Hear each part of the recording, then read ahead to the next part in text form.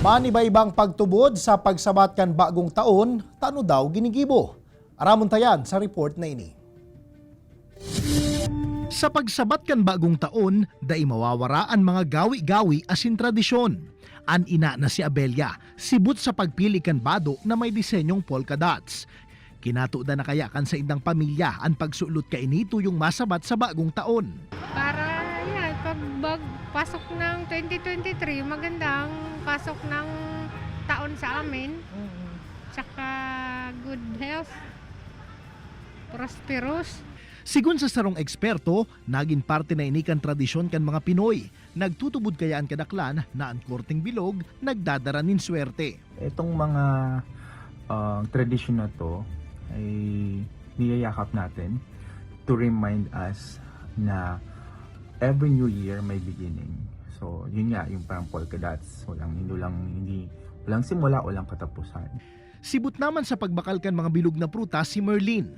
Maut niya kayang makumpleto ang 12 bilog na prutas para sa medianoche.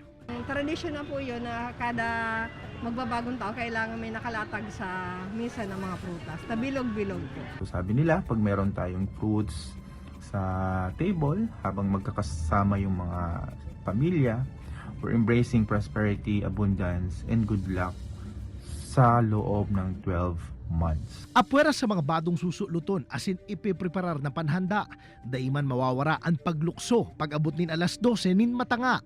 Nagtutubod kayaan kadaklan na nakakadugang subot ininin langkaw. Tumatalon. Para? Ano na, tumangkad. Naniniwala ka ba doon? Ewan ko lang, pero yun ay nakasanayan eh. Daiman mawawara ang pagpapakalansing kan mga barya sa bulsa.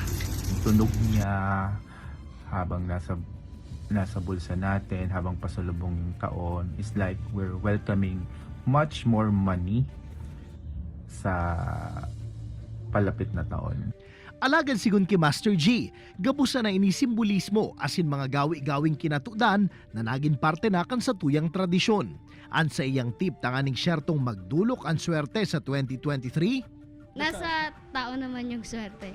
Kung nagtatrabaho ka, may swerte. Pero kung kahit magsuot ka ng polka dots, kung hindi ka magtatrabaho, wala naman. Kaibanan si Gerald Gandia, Jesse Cruzat, Balitang Bicolandia.